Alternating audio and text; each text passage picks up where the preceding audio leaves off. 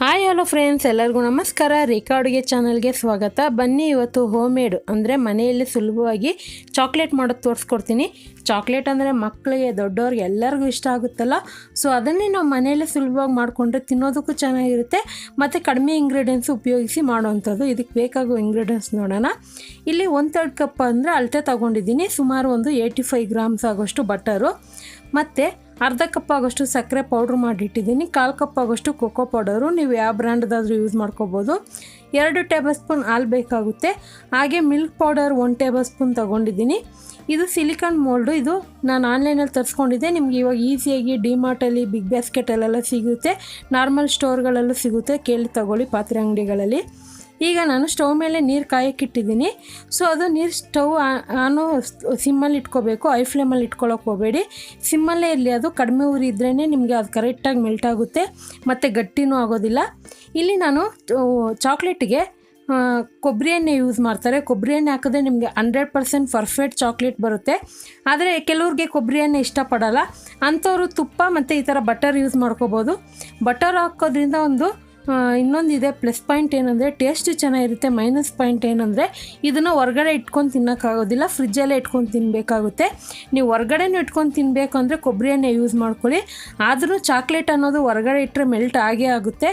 So ಫ್ರಿಜ್ಜಲ್ಲಿ ಇಟ್ಕೊಂಡೇನೋ ಒಂದು ತಿಂಗಳವರೆಗೆ ಇಟ್ಕೊಂಡು ತಿನ್ಬೋದು. ಇವಾಗ ಈ ಬಟರೆಲ್ಲ ಕರಗಿದ ಮೇಲೆ ಅದ್ರ ಜೊತೆಗೆ ಸಕ್ಕರೆ ಹಾಕ್ಕೊಂಡು ಅದನ್ನು ಚೆನ್ನಾಗಿ ಕರಗಿಸ್ಕೊಂಡು ಒಂದು 10 ನಿಮಿಷದಲ್ಲಿ ಆಗೋಗುತ್ತೆ. ತುಂಬಾ ಟೈಮ್ ಇಡೋದಿಲ್ಲ. ಇವಾಗ ಕೋಕೋ ಪೌಡರ್ ಹಾಕ್ಕೊಂಡಿದ್ದೀನಿ. ನಾನಿಲ್ಲಿ ಅನ್ಸಾಲ್ಟೆಡ್ ಕೋಕೋ ಪೌಡರ್ ಸಿಗುತ್ತಲ್ಲ, ಅದು ಯೂಸ್ ಮಾಡಿದ್ದೀನಿ. ನಿಮಗೆ ಸ್ವೀಟ್ ಜಾಸ್ತಿ ಬೇಕಂದರೆ ಇನ್ನೊಂದು 2 ಟೇಬಲ್ ಸ್ಪೂನ್ ಸಕ್ಕರೆ ಪುಡಿನ ಹಾಕ್ಕೊಳ್ಳಿ. ನಾನು ಕರೆಕ್ಟಾಗಿ ಏನು ಅಳತೆ ತೋರಿಸಿದ್ದೀನಿ ಅದನ್ನು ಕರೆಕ್ಟಾಗಿ ನೀವು ಫಾಲೋ ಮಾಡಿದಾಗ ಕರೆಕ್ಟಾಗಿ ಬರುತ್ತೆ. ಈಗ ಇದಕ್ಕೆ ಮಿಲ್ಕ್ ಪೌಡರ್ ಕೂಡ ನಾರ್ಮಲ್ ಅಂಗಡಿಗಳಲ್ಲೂ ಸಿಗುತ್ತೆ. ಸೊ ಇದು 1 ಟೇಬಲ್ ಸ್ಪೂನ್ ಬೇಕಾಗುತ್ತೆ. ಟೇಸ್ಟ್ ಸ್ವಲ್ಪ ಚೆನ್ನಾಗಿರುತ್ತೆ ಮಿಲ್ಕ್ ಪೌಡರ್ ಹಾಕಿದ್ರೆ. ಸೊ ಇವಾಗ ನೋಡ್ತಾ ಇರ್ಬೋದು ಚೆನ್ನಾಗಿ ಎಲ್ಲ ಮಿಕ್ಸ್ ಆಗಿದೆ. ಸ್ಟವ್ನ ಯಾವುದೇ ಕಾರಣಕ್ಕೂ ಮೀಡಿಯಮ್ ಫ್ಲೇಮು ಬೇಡ, ಐ ಫ್ಲೇಮು ಬೇಡ, ಲೋ ಫ್ಲೇಮಲ್ಲಿ ಇಟ್ಕೊಳ್ಳಿ. ಅಂದರೆ ಸಿಮ್ಮಲ್ಲೇ ಇಟ್ಕೊಳ್ಳಿ. ಸಿಮ್ಮಲ್ಲೇ ಇಟ್ಕೊಂಡು ಒಂದೊಂದು ಐಟಮ್ ಹಾಕಿ ಒಂದೊಂದು ನಿಮಿಷನೂ ಮಿಕ್ಸ್ ಮಾಡ್ತಾನೆ ಇರಿ. ಈ ಹಾಲು ಹಾಕೋದ್ರಿಂದನೂ ಟೇಸ್ಟ್ ಸ್ವಲ್ಪ ರುಚಿಯಾಗಿರುತ್ತೆ. ಇದೆಲ್ಲ ಹಾಕಿ ಮಿಕ್ಸ್ ಮಾಡಿದ್ಮೇಲೆ ಇವಾಗ ನೋಡ್ತಾ ಇರ್ಬೋದು ಕರೆಕ್ಟಾಗಿ ಆಗಿದೆ ಥಿಕ್ನೆಸ್ಸು. ಇನ್ನೂ ಗಟ್ಟಿ ಮಾಡೋಕ್ಕೆ ಹೋಗಬೇಡಿ. ಇವಾಗ ಸ್ಟವ್ವಿಂದ ಇಮಿಡಿಯೇಟ್ಲಿ ತೆಗಿತೀನಿ. ಇದು ಬೇಗನೆ ಗಟ್ಟಿಯಾಗಕ್ಕೆ ಸ್ಟಾರ್ಟ್ ಆಗುತ್ತೆ. ಅದಕ್ಕೂ ಮುಂಚೆ ಸ್ವಲ್ಪ ಬಿಸಿ ಇರೋವಾಗೇ ಸಿಲಿಕಾನ್ ಮೋಲ್ಡಿಗೆ ಹಾಕೋಬಿಡೋಣ.